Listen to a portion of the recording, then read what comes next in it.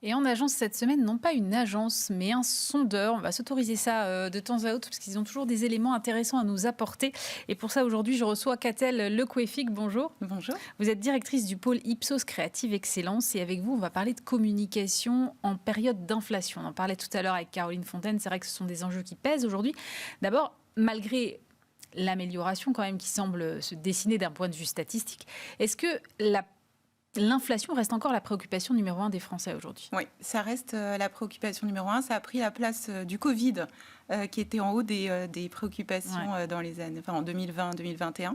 Et là, ça reste effectivement la préoccupation numéro 1 des Français, avec aussi les sujets sur le changement climatique qui sont dans le top 5 des préoccupations des Français. Donc oui. Est-ce que ça complique la donne sur la façon de communiquer des annonceurs? Est-ce qu'on peut communiquer en temps d'inflation comme en temps où finalement on n'a pas de hausse des prix?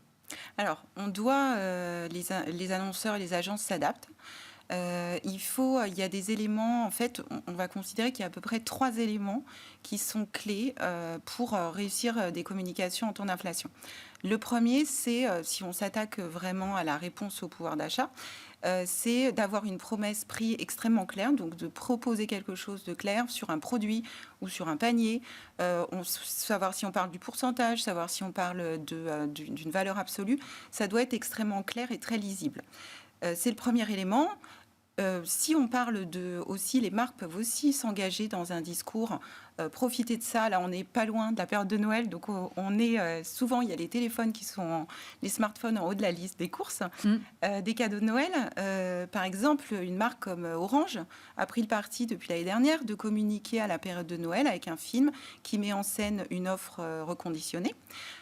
C'est à la fois un moyen pour les gens d'acheter un produit jusqu'à moins 30% inférieur et aussi d'avoir un impact positif pour la planète, puisqu'en téléphone reconditionné, la promesse, c'est un impact qui est 8 fois inférieur. Donc, il y a cette promesse prix qui est le premier niveau, et ou direct un impact sur le prix, ou un impact aussi, un choix sur un produit, une offre alternative de seconde main. Ça, c'est le premier élément qu'il faut prendre en compte. Le deuxième, une fois qu'on a annoncé une promesse prix qui est très claire, c'est c'est la tonalité qui doit être empathique. Et ça, c'est vraiment clé. Alors, ça veut dire quoi la tonalité empathique?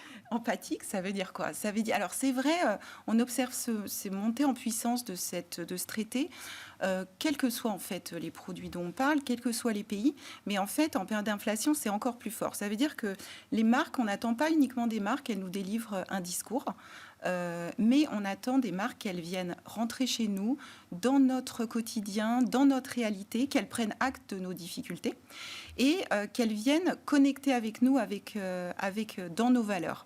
Et c'est vraiment quelque chose qui est fondamentalement différent en termes de posture. Ça va permettre, quand une marque a un message très clair, très fort et empathique, communiquer de cette façon-là, ça va amplifier de 20% la performance. De 20%? De 20% la performance d'efficacité sur la Ça vaut le coup qu'elle se mette un peu à notre place, quoi. Absolument, exactement. Et ce que ça fait également, c'est qu'au-delà de l'effet business court terme, ça va aussi, en fait, ça crée une proximité, une connexion, donc une plus grande proximité avec la marque. La proximité crée la fidélité et ça va créer plus comme une communauté de fans, en fait. On travaille vraiment une communauté en travaillant dans cette direction-là. Et on peut prendre comme exemple... évidemment, les acteurs de la grande distribution se sont lancés très nombreux à s'être lancés dans cette prise de réponse au pouvoir d'achat. On peut citer, par exemple, Leclerc, qui est un fort défenseur de l'accès aux produits. Et Leclerc a communiqué cette année avec une nouvelle plateforme pour la marque Repère, avec une série de petits films où, en fait, sur un ton assez... comique, second degré, où des enfants disent c'est pas bon, et le père répond oui, c'est pas très bon, mais c'est pas très cher. Donc comme si l'alternative c'était si c'est pas cher, c'est forcément pas bon, et si on doit acheter bon, il faut payer cher. Et donc la marque se positionne avec une proposition de prix marque repère à des prix plus bas. mais donc avec une vraie proposition et avec à la fois une vraie façon de rentrer chez les gens avec des situations comiques entre des enfants, entre des jeunes. Donc c'est très réaliste, on est vraiment chez les gens. Et en fait, au-delà de cette communication télé, ils ont ajouté un volet digital, une campagne d'influence qui va reprendre en fait les produits qui sont mis en scène dans la télé avec des recettes et donc va accompagner les gens jusqu'à donc les aider à cuisiner avec ces produits. Donc en fait, c'est vraiment, et là on travaille vraiment la proximité. C'est intéressant. C'est pas uniquement le prix pour le prix, c'est le prix et la qualité, et on les aide dans leur quotidien à cuisiner. Donc le premier levier, c'est la promesse lisible sur les prix. Le deuxième, c'est l'empathie. Et le troisième, Et le troisième, c'est ce qui est vrai aussi pour toutes les communications, quelle que soit la situation, et qu'il ne faut pas oublier, c'est que ces communications, enfin ces marques doivent absolument être cohérentes avec leur ADN. On ne peut pas se lancer sur communiquer sur le prix si on n'est pas dans le sujet. On ne peut pas. On peut prendre un autre exemple, par exemple, de communication empathique, c'est Ikea, qui a toujours accompagné la vie, en fait, l'évolution de nos étapes de vie, les premiers emménagements, les séparations. Ils accompagnent vraiment les familles recomposées. Et là, ils ont une campagne qui a été primée au Lion de Cannes cette année, où ils vont plus loin, en fait, ils mettent en avant leurs produits, mais ils mettent en avant nous, les parents.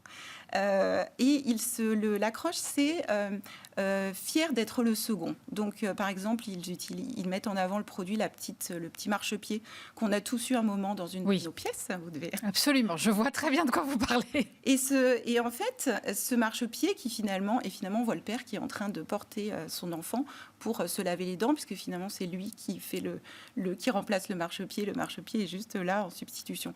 Donc, en fait, avec ces accroches, Ikea est toujours dans son ADN de j'accompagne la vie des familles, j'accompagne la vie des parents, j'accompagne la vie des jeunes ados, mais je me positionne en recul, je laisse la place aux parents, ou à la personne qu'on met en scène, et je me mets en recul.